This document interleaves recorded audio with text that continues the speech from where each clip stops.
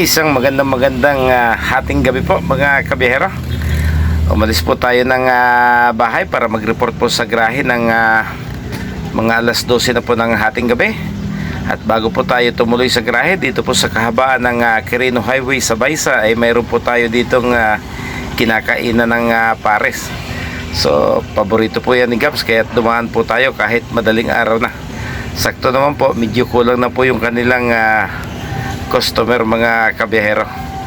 Halos bakante na po yung kanilang parking. Ayan, we are open for franchise.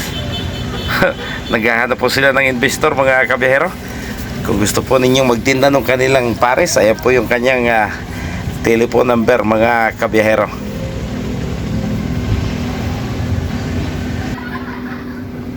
So palibasa madaling araw na po, medyo naubusan po tayo ng pares, kaya si Gabriel po ay magtsatsaga sa Mami Rice. Mami with fried rice mga kabiyahero.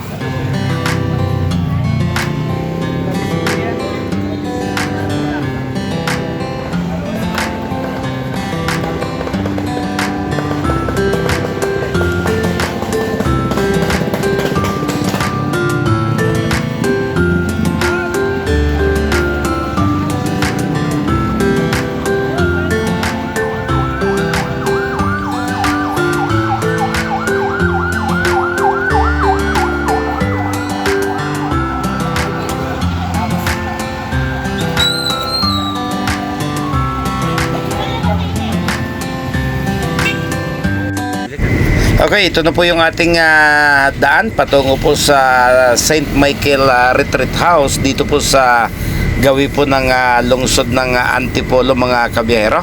Yung pong ating mga pasahero ay atin pong kinuha doon sa Colegio de San Agustin, Bulacan Campus po, na matatagpuan po doon po sa lungsod ng San Jose del Monte mga kabiyahero.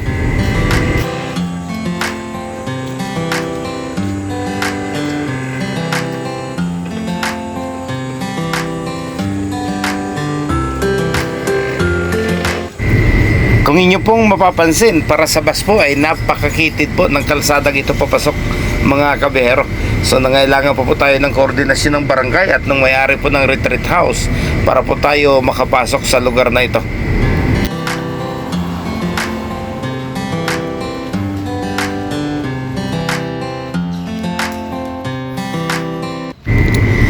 Okay, ito na po yung main gate ng St. Michael Retreat House mga kabiyahero.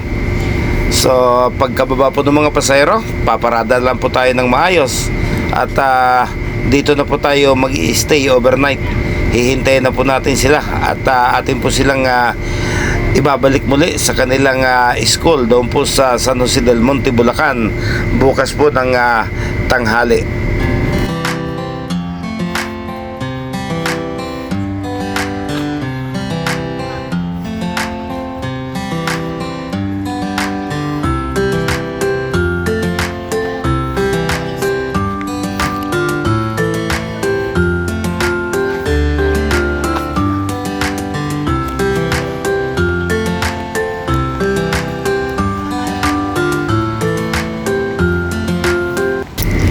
May mga nauna na rin pong bus sa atin na dumating sa lugar na ito.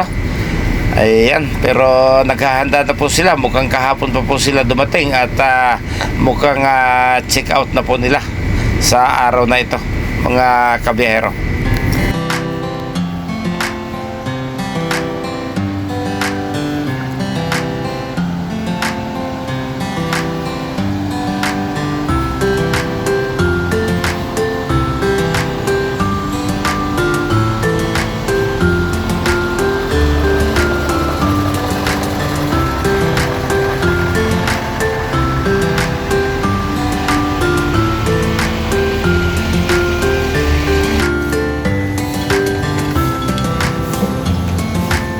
Pagdating po ng alas 5 ng hapon, nagsiuwi na po yung ibang bus. Dalawa na lang po kaming naiwan na mag-overnight dito sa St. Michael Retreat House mga kabiyahero.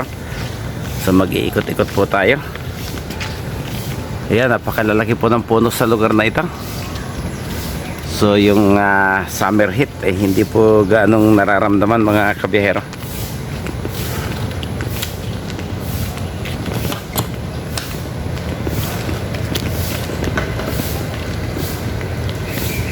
So ayan, dalawa na lang po kaming naiwan dito. Ayan, ang isang taga tourist transport po. Madalas din po natin itong makasabay sa ating mga biyahe. Mukhang para din kami. Naghahanda na rin po ng kanyang hapunan si pare. Mayroon din po siyang super kalan dito. Luluto ng Ayan. kanton. Okay, ikot-ikot po tayo.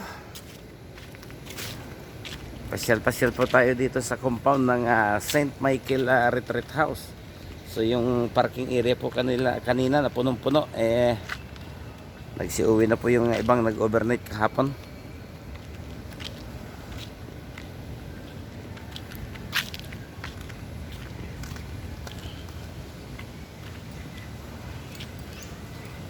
Okay, napakasipag ng kanyang maintenance. Past 5 na, kumakana pa rin.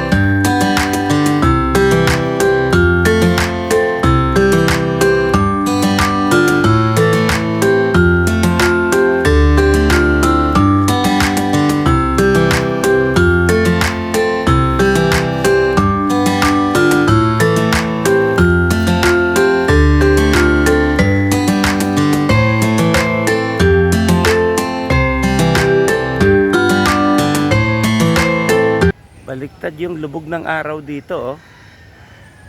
Pag nakaharap tayo sa south, nandito siya sa gawing kaliwa.